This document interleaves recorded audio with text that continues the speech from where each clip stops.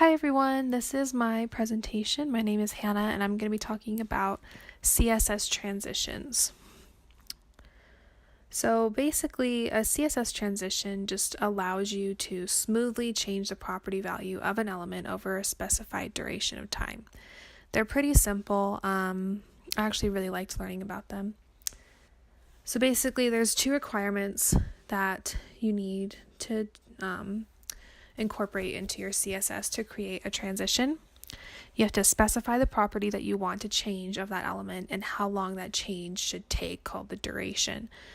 Just as a note, if the duration isn't set, the transition won't work because it does default to 0. So I kind of just have an example of what that would look like here. If I had a div, basically just a blue box, I'd want to change the transition of the width over the duration of 2 seconds. When my mouse hovers over that div, I would change it by 200 pixels. I'd make it 300. So I'm just going to pull up my Visual Studio really quick. I have just kind of a basic HTML document right here with all my examples in it, and then here's the CSS that's linked to that HTML. And here's that first section that I just showed in the PowerPoint of code. That's the same code right there. And it's just when I hover over that blue square, it changes the width. It takes 2 seconds and it gets to 300 pixels. So, you can change, like if we wanted to do 500 pixels, we could do that and it would go further and go faster because it needs to cover more, basically it needs to cover more ground over a shorter period of time. And if I wanted that to take, 4 seconds instead of 2 seconds, then it would move slower, take a full 4 seconds to do that transition. Or let's say I wanted to change the height over the course of 3 seconds. I'd have to do that down here. I would change that to height, and then it would do that. Okay, so that's kind of the basics of it. If you wanted to change several property values at once, it's pretty simple, basically the same thing.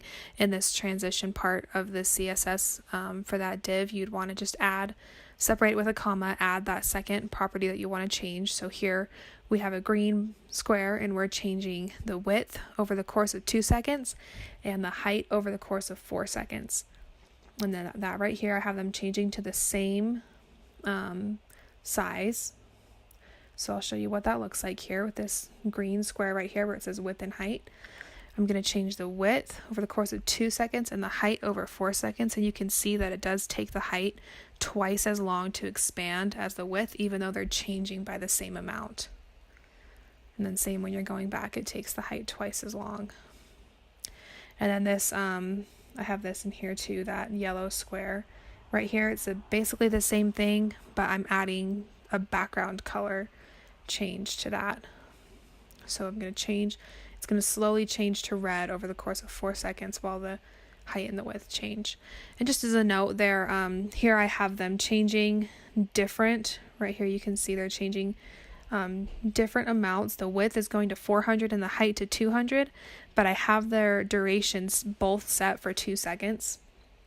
So that's why they can change by different amounts but take the same amount of time. So that's why the width is moving faster than the height, or that's what it looks like.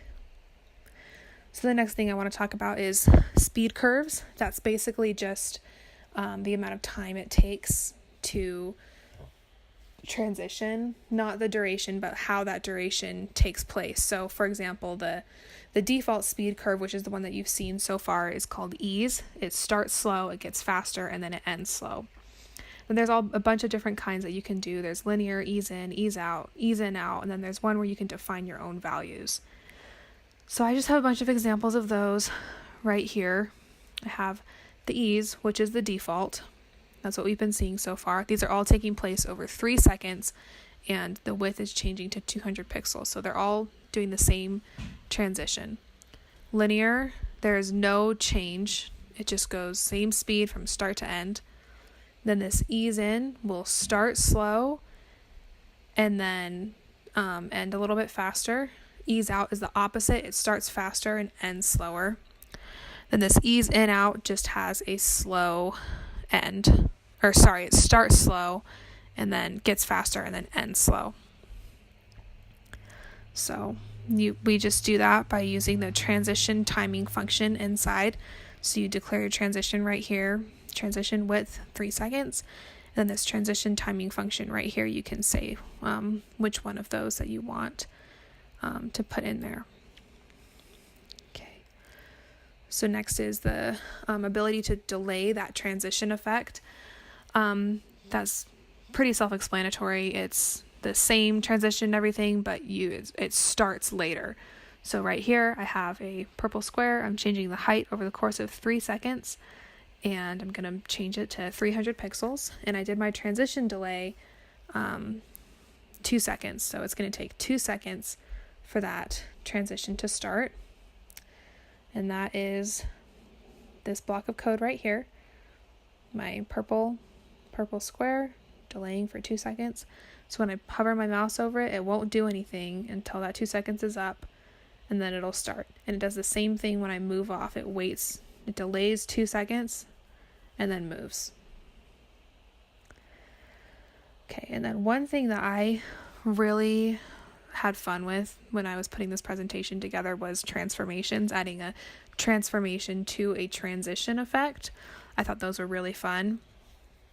It's just an extra little line.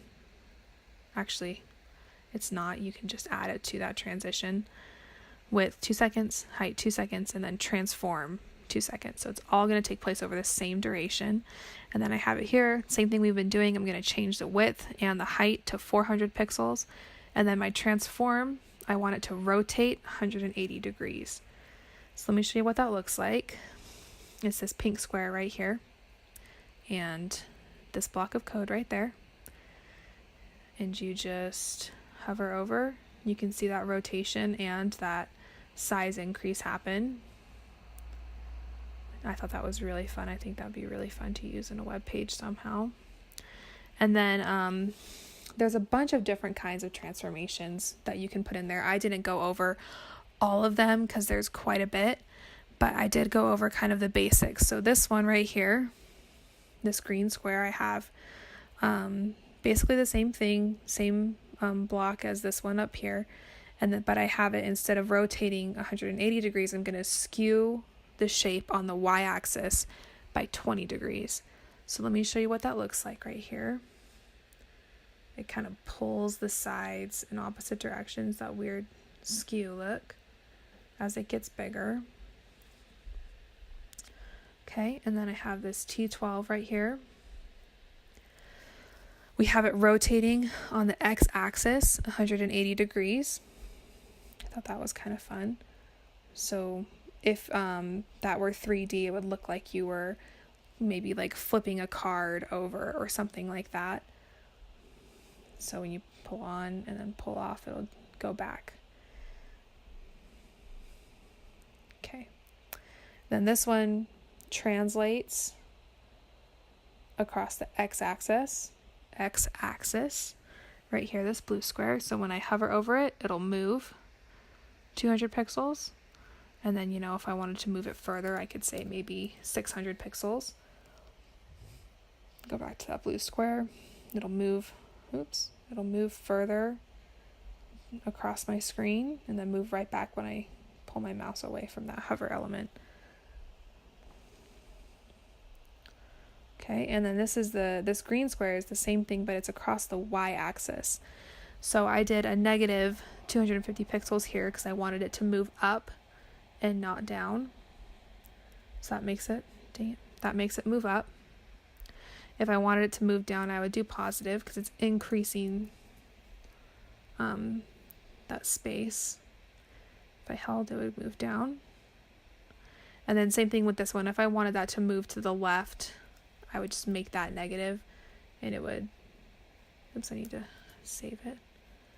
I would just make that negative, and he would move to the left, which is off of our screen. And then you come right back. Okay.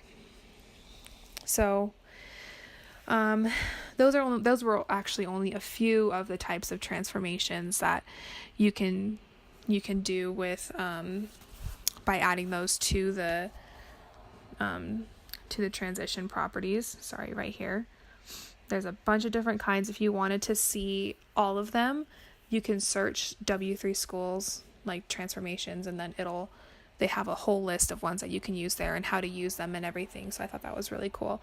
Then here's the link for that if you want to find those. And that is the end of my presentation. So thank you.